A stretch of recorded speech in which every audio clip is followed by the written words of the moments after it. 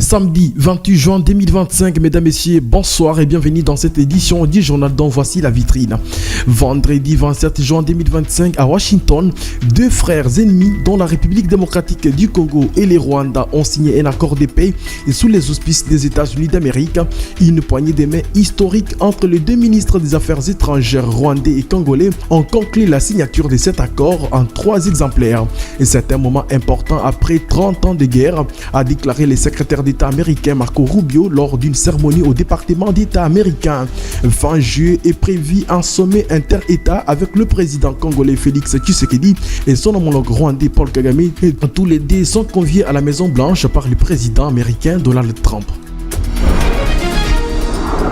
Juste après cette signature, les deux ministres des Affaires étrangères ont été reçus par le président américain Donald Trump à la Maison-Blanche à Washington, affirmé que cet accord met un terme à 30 ans de guerre dans l'Est de la République démocratique du Congo. La violence et la destruction prennent fin et toute la région commence un nouveau chapitre d'espoir, a indiqué ainsi le président américain Donald Trump. La plateforme politique Union sacrée de la nation, la majorité présidentielle a exprimé sa satisfaction à la suite de la signature de l'accord de paix entre Kinshasa et Kigali, parrainé par les États-Unis d'Amérique, tout en remerciant le président américain Donald Trump ainsi que son administration pour leur accompagnement décisif dans ces processus. André Bata, secrétaire permanent de cette plateforme, a salué l'engagement du président de la République Félix Tshisekedi dans la recherche de la paix dans l'Est de la République démocratique du Congo. Et la page rétrospective sera bien sûr au menu de cette édition du journal. Mesdames, messieurs, bonsoir et bienvenue dans cette édition du journal. Bonsoir, comme promis, je vous retrouve pour vous informer. Phénomène rare en 2025, un espoir des pays semble enfin renaître grâce à la diplomatie. Vendredi 27 juin 2025, à Washington, deux frères ennemis, la République démocratique du Congo et les Rwandais, ont signé un accord de paix sous les auspices de l'administration Trump. Cet accord a été signé par les deux ministres des Affaires étrangères. Regardez ici les commentaires rendus par Grady Ponty. 27 juin 2025, nous sommes à Washington, reste une date mémorable. C'est l'aboutissement d'un processus entamé depuis plusieurs mois, marqué par des tensions persistantes dans l'est de la RDC, théâtre de violences armées et d'affrontements entre groupes rebelles et forces régulières. Sous la médiation des États-Unis d'Amérique, Kinshasa et Kigali ont officiellement signé un accord de paix qualifié d'historique. La cérémonie s'est tenue au département d'État américain en présence du secrétaire d'État Marco Rubio. Le dit accord a été signé par Thérèse Kaikwamba Wagner, ministre congolaise des Affaires étrangères, et Olivier Nduhungirehe, son homologue rwandais. Ce texte, signé sous l'égide des États-Unis d'Amérique, prévoit notamment le respect de l'intégrité territoriale de deux pays, la cessation des hostilités entre leurs armées, ainsi que l'engagement mutuel de ne plus soutenir les groupes armés comme les FDLR ou le M23 AFC. Il inclut également la mise en place d'un mécanisme conjoint de coordination sécuritaire fondé sur le concept d'opération adopté à Luanda en octobre 2024. Il faut maintenant traduire cet accord en actes avec justice et volonté politique, a indiqué la patronne de la diplomatie congolaise. Nous, la RDC, combattrons certainement et résolument pour que cet accord soit respecté, non avec nos mots, mais avec nos actes. Aujourd'hui, nous avons choisi la paix. Ce qui importe maintenant, c'est que nous la protégions et prouvions à notre peuple et au monde entier que même dans une région marquée par de profondes cicatrices, la dignité et la coopération peuvent prévaloir. Le gouvernement rwandais est prêt à travailler avec le gouvernement de la République démocratique du Congo pour la matérialisation des engagements contenus dans l'accord de paix signé sous les auspices de l'administration Trump. C'est ce qu'a affirmé Olivier Jean-Patrick Nduhungirehe, ministre rwandais des Affaires étrangères et coopération internationale. Le Rwanda est prêt à travailler avec la RDC pour tenir nos engagements communs.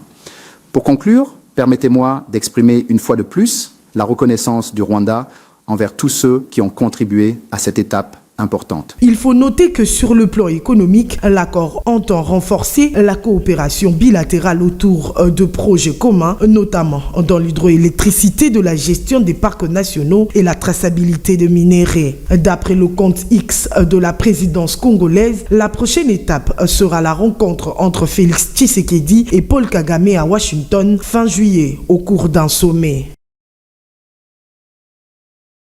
Je l'ai également signifié au sommaire et juste après la signature entre les deux ministres des Affaires étrangères, le président des États-Unis d'Amérique, Donald Trump, s'est félicité de la signature de l'accord et signé par Kinshasa et Kigali, félicité par son administration. Donald Trump, lors de la réception du ministre des Affaires étrangères des deux pays, vendredi 27 juin 2025 à la Maison-Blanche à Washington, a affirmé que cet accord met un terme à 30 ans de guerre dans l'Est de la République démocratique du Congo. Aujourd'hui, la violence et la destruction prennent fin et toute la région commence un nouveau chapitre d'espoir, a-t-il ainsi déclaré. Et pour lui d'ajouter, en quelques mois seulement, nous avons obtenu la paix entre l'Inde et le Pakistan, l'Israël et l'Iran et la République démocratique du Congo et le Rwanda. De leur côté, les représentants de la RDC et du Rwanda ont remercié l'administration américaine pour avoir facilité la signature de cet accord de paix. L'accord de paix signé entre Kinshasa et Kigali prévoit les désengagements des forces armées, la protection des civils, les retours des déplacés et les réfugiés sous l'autorité du gouvernement et la mise en place du mécanisme de suivi pour garantir ainsi le respect des engagements signés entre les deux parties.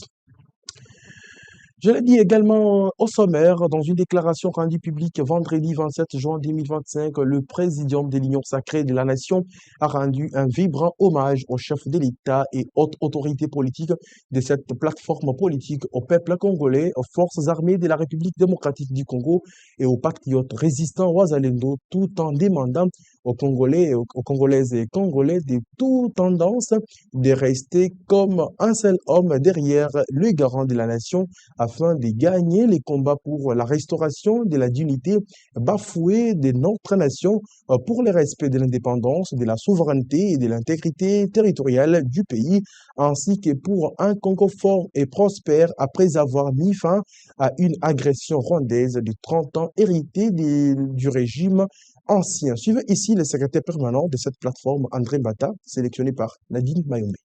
La signature de cet accord marque une étape importante vers la restauration de la paix dans l'Est de la RDC et permet d'espérer une solution durable et définitive de ces conflits provoqués par l'agression du Rwanda avec les renégats du M23 AFC qui lui servent de supplétifs dans les provinces précitées. Cet événement historique est le couronnement de la mobilisation patriotique massive du peuple congolais et de l'action diplomatique vigoureuse conduite par le gouvernement de la République démocratique du Congo sous le leadership clairvoyant et avec l'implication personnelle de son Excellence Félix Antoine Tshisekedi Tshilombo, président de la République, chef de l'État et haute autorité politique de l'Union sacrée de la Nation. L'Union sacrée de la Nation félicite les Congolaises et Congolais pour leur patriotisme exemplaire et notre haute autorité politique, son Excellence Félix Antoine Tshisekedi Tshilombo, dont la bravoure, la lucidité politique, les efforts inlassables et la détermination de sauvegarder l'intégrité territoriale, la souveraineté de la RDC, notre beau pays, ainsi que les intérêts vitaux de notre peuple ont permis de faire échec aux velléités de balkanisation de l'État congolais, de déstabilisation de ses institutions démocratiques et de pillage éhonté de ses ressources naturelles. L'Union sacrée de la Nation salue l'implication active du gouvernement des États-Unis d'Amérique sous le leadership du président Donald Trump dans la recherche d'une solution rapide à la crise sécuritaire dans l'Est de la RDC et plus particulièrement dans la conclusion de l'accord de Washington RDC-Rwanda. Cet engagement de l'administration actuelle des États-Unis d'Amérique est le signe évident de la volonté du gouvernement et du peuple américain de réchauffer les relations avec la République démocratique du Congo.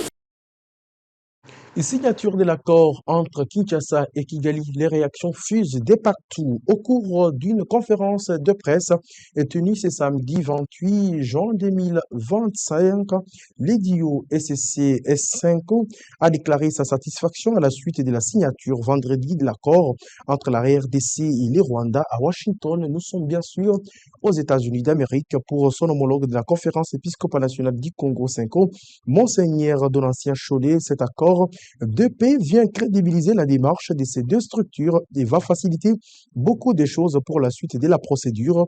Il souligne aussi le fait que cet accord intègre les pourparlers entre l'AFC M23 et le gouvernement de la RDC dans le cadre du processus de Doha. Et pour lui, c'est déjà un dialogue congolais et cela montre aussi la pertinence du dialogue national, car, insiste-t-il, il ne faudra pas donner l'impression qu'on ne peut dialoguer qu'avec ceux qui ont pris des armes. Et dans un autre chapitre, c'est un événement littéraire et scientifique qui a marqué l'actualité intellectuelle à Kinshasa.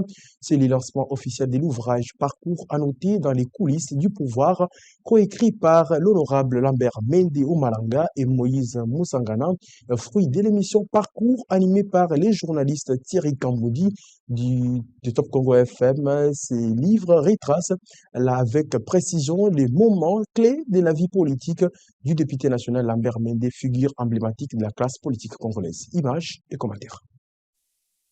L'honorable Lambert Mende Omalanga a officiellement lancé son nouvel ouvrage intitulé Parcours annoté dans les coulisses du pouvoir lors d'une cérémonie de vernissage organisée dans la salle Les Perles de la Sainte-Anne Gombe. L'événement a réuni plusieurs personnalités politiques et universitaires et culturelles du pays. Le livre, fort de plus de 300 pages, est né d'un travail de retranscription et d'analyse de l'émission Parcours diffusée sur Top Congo FM, animée par le journaliste Thierry Kamboudi. Il retrace la trajectoire politique, médiatique et personnelle de Lambert Mende, enrichi des témoignages et de Moïse Moussangana, ancien directeur de Canal Kin Télévision. C'est un témoignage sur ma vie d'homme, ma vie d'acteur politique, lumumbiste, et notre ami Moïse Moussangana et notre ami Thierry Kamboudi m'ont permis de cristalliser dans une version d'abord radio-diffusée et ensuite une version écrite. La cérémonie a été marquée par la présence du sénateur et professeur Évariste Bochab, de l'ancien conseiller du chef de l'État en matière de sécurité Jean-Louis Essambo, de professeur d'université et du sénateur Atundu Apala, qui a salué l'importance documentaire de ce livre, invitant à sa lecture continue, sélective et inversée. Ce livre, Parcours annoté dans les coulisses du pouvoir, afin que ces livres apportent bonheur à son auteur, au nom de l'auteur et de vous qui êtes ici présents. Je voudrais souhaiter longue vie à cet ouvrage, qu'il puisse couvrir toutes les bibliothèques et que les jeunes générations en tirent les leçons.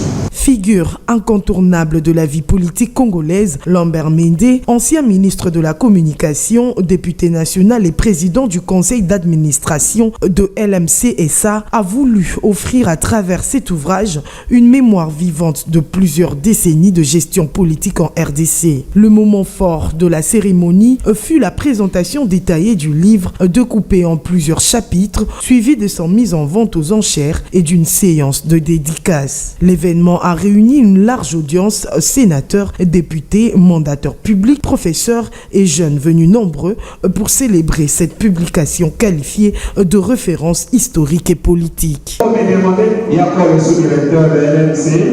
Alors, on quitte la ville-province de Kinshasa, on se dirige dans la partie orientale de la RDC pour vous dire que la province de l'Ituri entrevoit un début de paix symbolisé par la réparation de l'Ukapi dans la réserve naturelle d'Ipulu. Nous sommes dans le territoire de Mambasa, un événement survenu en pleine période d'état de siège, considéré comme une preuve irréfutable de l'amélioration de la situation sécuritaire dans cette partie du territoire national. Images et commentaires avec la presse militaire. C'est une nouvelle porteuse d'espoir pour la conservation de la biodiversité en Ituri. 13 ans après le massacre des Okapis perpétré en 2012 par le tristement célèbre milicien Morgan, l'emblématique animal réapparaît dans la réserve naturelle d'Ipulu au cœur du territoire de Mambasa. Ces retours symboliques dans ces sites classés au patrimoine mondial de l'UNESCO est rendu possible grâce à l'amélioration de la situation sécuritaire dans la région, selon les conservateurs en chef de la réserve. En 2012, nous avons connu le plus grand massacre des Okapis au niveau des Poulous, à travers le grand rebelle qu'on appelait Morgan. Et depuis lors, la situation sécuritaire ne s'était pas améliorée, mais après 13 ans, nous avions estimé, planifié avec le comité de sécurité du territoire de Mambasa, avec les différentes parties prenantes, dont les chefs de chefferie, qui s'étaient vraiment investis et dont le besoin était exprimé par les chefs de chefferie, le retour de l'Okapi au niveau de la réserve de fauna Okapi. Au-delà de l'aspect écologique, cette réintroduction représente un nouveau souffle pour le tourisme en Ituri. L'Okapi, espèce endémique de la RDC, attire depuis longtemps l'attention des scientifiques, plus amoureux de la nature et des visiteurs étrangers. La nouvelle a également retenu l'attention des autorités provinciales. Les gouverneurs militaires de l'Ituri, le lieutenant général Luboya Kashama Johnny a annoncé une visite prochaine sur le site des Poulous pour constater des visites, le retour de l'animal totem et surtout pour sensibiliser la population locale à la préservation durable de ces patrimoines naturels. C'est un espoir pour la province et pour toute la République démocratique du Congo. Les retours d'Okapi, c'est un signe positif et donc nous devons les capitaliser et c'est déjà dans l'optique de la relance du tourisme. La renaissance de l'Okapi à Epulu symbolise bien plus qu'un retour d'un animal rare. C'est une victoire de la paix, de la conservation et de la résilience d'une région qui aspire à tourner la page des conflits.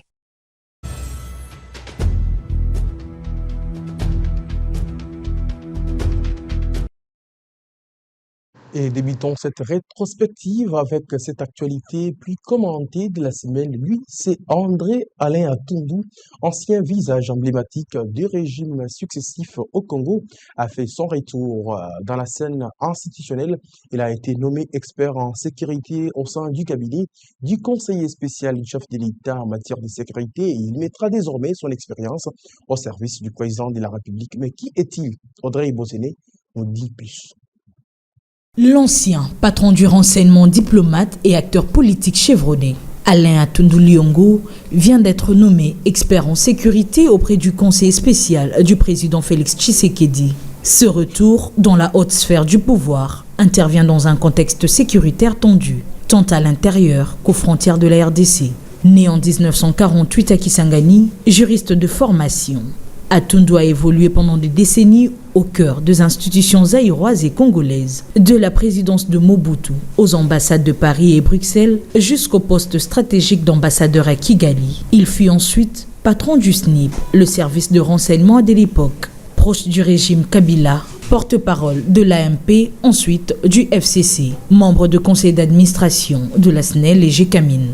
Atundu symbolisait jusqu'en 2023 la continuité d'un pouvoir structuré. Son ralliement à l'Union sacrée avait alors marqué un virage politique. Aujourd'hui, c'est dans une posture d'expert qu'il revient au service de la présidence. Une nomination qui interpelle par sa symbolique le recours à une figure d'expérience face à des défis sécuritaires majeurs. Dirigeons-nous à présent dans les Congo central où Billy Ntunga et Omenga Bandou Manu ont été destitués mardi 24 juin 2025 par une décision de l'Assemblée plénière. Ils sont accusés pour manque de courtoisie, poursuite d'intérêts personnels au détriment de leurs collègues, refus de se conformer aux décisions prises collectivement et des manques de discrétion dans la gestion des affaires du bureau. Deux membres du bureau de l'Assemblée provinciale du Congo central dont reporter adjoint et questeur paye bien sûr les pots cassés. Écoutez à ce sujet Victor Swami Mpaka, rapporteur de l'Assemblée provinciale du Congo central, qui a été joint au téléphone par Ben Israël Toumba. Nos amis ont été reprochés pour des faits suivants. Pour le questeur, par rapport aux pétitionnaires, poursuite des intérêts égoïstes au détriment de ses collègues députés. Ça, c'est pour le point 1. Le point 2, défaut de s'assumer aux décisions prises par les collègues députés Et le point 3, manque de discrétion dans la gestion et dans la décision collective prise. Ça, c'est pour le questeur. Pour le rapporteur adjoint, il y a un manque de courtoisie envers ses collègues députés, le non-respect mutuel qui doit prévaloir au sein de l'Assemblée. Ça, c'est le point 1. Le point 2, manque de discrétion dans la gestion des décisions collectives du bureau qui porte atteinte à la cohésion et à la confidentialité indispensables à son bon fonctionnement. Voilà les faits pour lesquels les amis ont été reprochés. Et d'ailleurs, pour la pétition, pour déchoir un membre du bureau provincial, il faut introduire, le pétitionnaire doit introduire la requête 72 heures avant. Après ça, il faut engager un débat.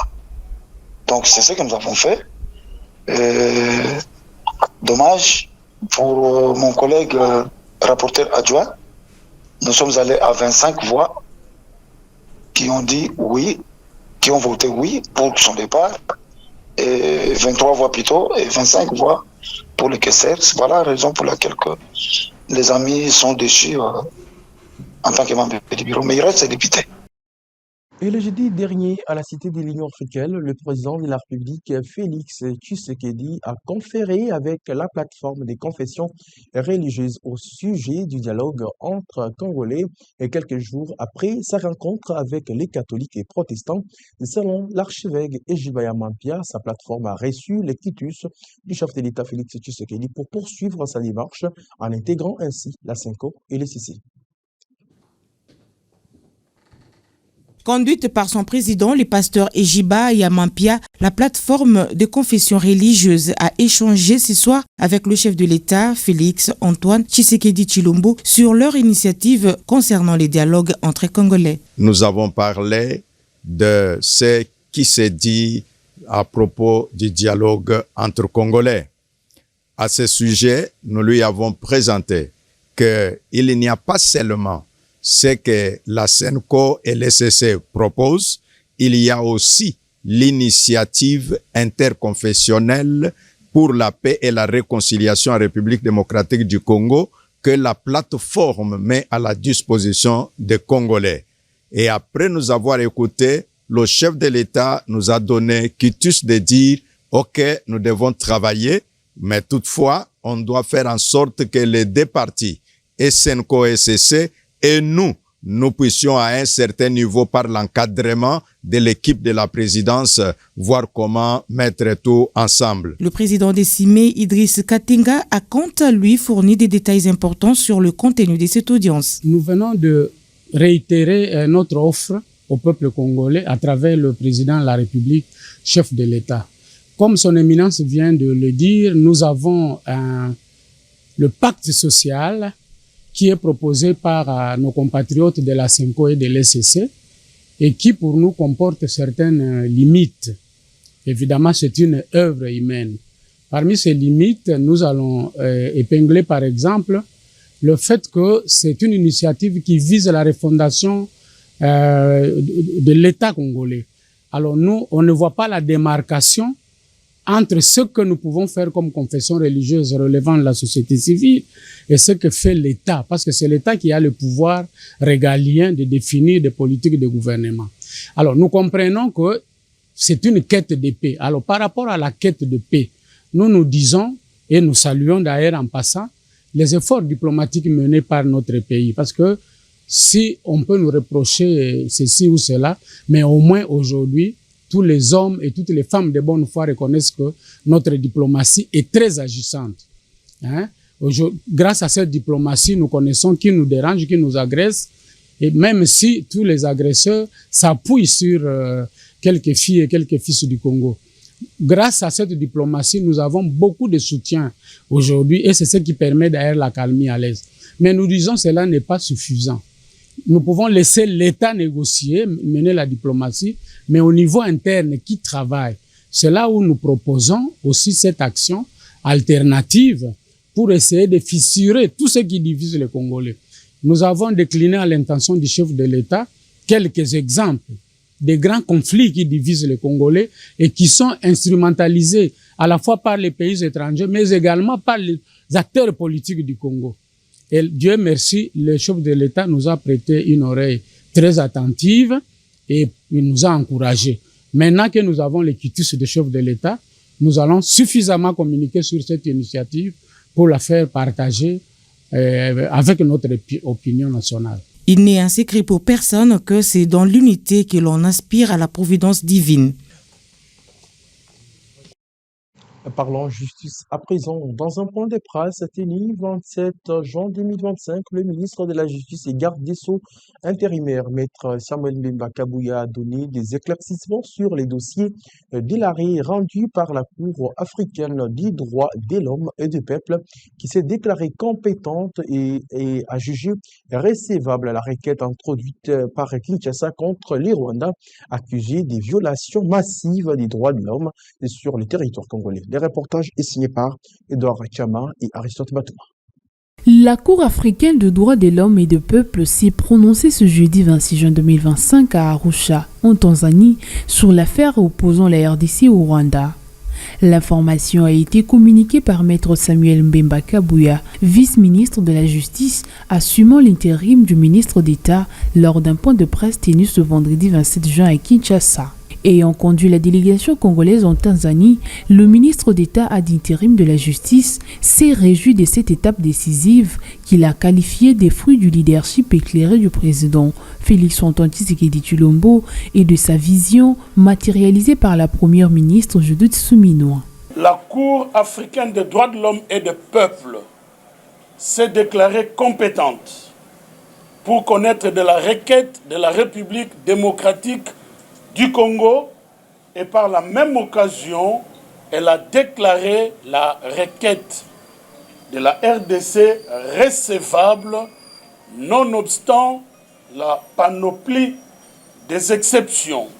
Dans la foulée, le patron de la justice a, avant de souligner la condamnation imminente du Rwanda par la Cour, rappelé l'impact de cette victoire au niveau national, voire international. Si le Rwanda envoie ces observations, la République démocratique du Congo aura 45 jours pour répliquer et alors s'ensuivra la décision finale quant au fond. Si la requête de la République démocratique du Congo n'avait pas avancé de faits avérés, si ces faits ne pouvaient pas être connus par la Cour, cette requête allait être rejetée. C'est depuis plus de 30 ans que le Rwanda sévissait à l'est de notre pays dans l'impunité totale. Outre le procès à la Cour africaine des droits de l'homme et du peuple, plusieurs autres actions judiciaires initiées par le gouvernement au niveau international contre l'agression rwandaise sont en cours devant les instances judiciaires internationales telles que la Cour pénale internationale. Rappelons qu'il y a eu ouverture du procès en février de cette année et que les deux parties avaient plaidé leur cause. Alors, nous quittons les institutions. Je vais à présent vous présenter l'image de la capitale. Dans la commune d'Elimété, les quartiers d'Anou s'enfoncent lentement dans l'abandon. Jadis promis commune écologique, cette zone densément peuplée fait aujourd'hui face à des inondations chroniques, à un effondrement des infrastructures et à un cri de détresse grandissant des habitants. Un constat amer à quelques kilomètres seulement du cœur de la capitale congolaise. Guillaume et Chrétien Gaëmé étaient sur place. Ndanou, cœur battant de la commune d'Elimété, ne porte plus que l'ombre de la promesse d'une commune écologique. Ce week-end, le reporter des Bossolo Télévision y ont découvert un quartier au bord du naufrage, routes dévastées, maisons inondées, habitants épuisés. Là où devraient serpenter des avenues praticables, ce sont désormais des étangs qui s'installent. Mouepou, conservateur, digue, autant de noms qui résonnaient autrefois comme des repères, mais qui symbolisent aujourd'hui la galère et l'abandon. Faute des caniveaux, des curages de la rivière Djili et des constructions des ducs d'eau, chaque pluie transforme le quartier en une Venise des misères. Nous vivons comme des oubliés, lâchent certaines femmes rencontrées sur place. Ndanou est totalement abandonné par les autorités. Imaginez, une avenue principale partant de la 17e rue est aujourd'hui dans un état de délabrement avancé. Nous lançons un cri de détresse aux autorités. Venez à notre secours. Ces quartiers se meurent. Et pourtant, c'est le seul endroit que nous avons pour vivre dignement. La construction de digues d'eau et de ce mur portait un véritable espoir pour nous. Mais l'abandon brusque de travaux nous plonge dans l'inquiétude. Nous sommes livrés à nous-mêmes, exposés à tout le risque. Il est temps que l'État s'implique pour de bon et apporte une solution durable à cette situation alarmante. Jonathan Djoko Ndoba, jeune notable du coin, élevé dans ces quartiers en déclin, interpelle les autorités avec gravité. En ce qui concerne les inondations au sein du quartier Ndanou, parce que jusqu'à présent, nous n'avons pas obtenu un aboutissement escompté. Nous avons cru avoir gain de cause lorsque nous avions vu le début des travaux de construction de la nouvelle digue, mais malheureusement, jusqu'à ce jour, nous ne connaissons pas la véritable cause de la dite suspension. Et cette situation ne guère pas un meilleur devenir pour ses habitants, parce qu'à chaque fois qu'il y a de fortes pluies, ces habitants sont devenus des victimes de dégâts matériels, de pertes de vies humaines. Quant à Aaron Sefou, l'entreprise qui avait entamé des travaux d'aménagement semble avoir jeté l'éponge, laissant des milliers d'espoirs suspendus dans la boue. À Ndanou, les rires des enfants ont cédé la place à des cris d'appel à l'aide. Pas pour jouer, mais pour survivre. Qui les entendra? Face à cette urgence environnementale et sociale, Ndanou attend plus que des promesses. Il faut de réponses. À l'État congolais de jouer sa partition. Et puis pour terminer, les conséquences des pluies diluviennes du week-end dernier sont dramatiques. L'avenue Banzaboma, dans la commune de Ngaliema, a littéralement cédé sous la force des eaux, plongeant les habitants dans une situation de détresse extrême. Entre infrastructures détruites, les habitations menacées et isolement complet, les riverains lancent aussi un cri d'alarme aux autorités qui sont sur place.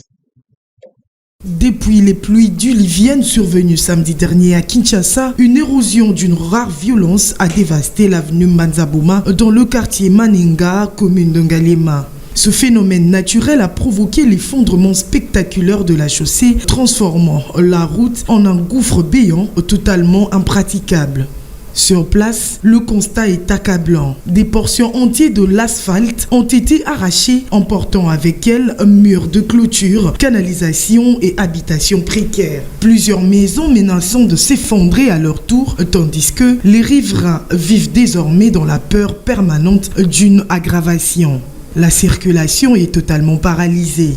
Piétons et motocyclistes doivent se frayer un chemin en enjambant de débris de béton, de terre et des tôles. Dans l'attente d'une intervention des autorités, les populations sinistrées tentent tant bien que mal de survivre avec les moyens du bord. Mais les besoins sont nombreux.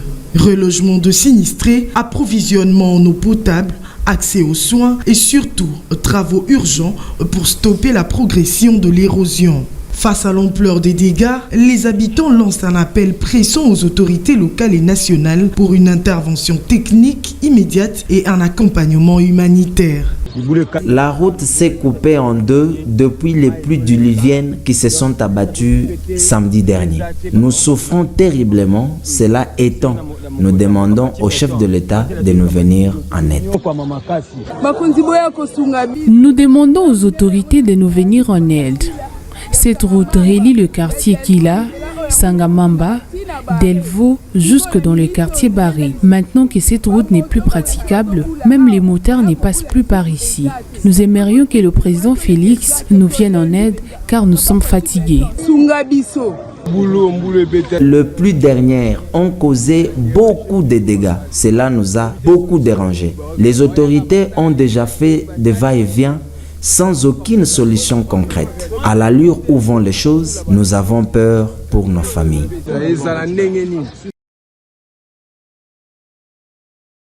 Et voilà, ce qui met terme à cette session d'information. Je vous avais bien sûr promis de vous retrouver aujourd'hui. Prenez rendez-vous avec moi. Ça sera bien sûr lundi à partir des 19h juste. Merci à Grady Ponchi qui l'a supervisé et coordonné. Merci également à Héritier Mutombo qui m'a permis d'arriver chez vous. Merci à Platini Louvalou qui a assuré la prise de vie. Au revoir et on se retrouve lundi.